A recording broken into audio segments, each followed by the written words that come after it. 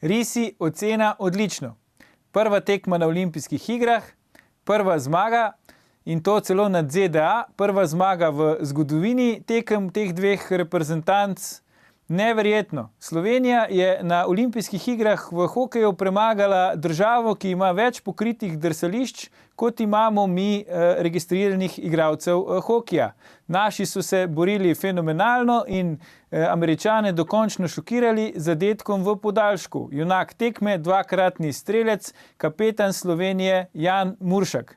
Glede na to, kako so naši začeli hokejski turnir, verjetno apetiti po vsaj ponovitvi četrtfinala, kar jim je uspelo že pred 4 leti v Sočiju, niso več preveliki. Bravo Risi in le tako naprej.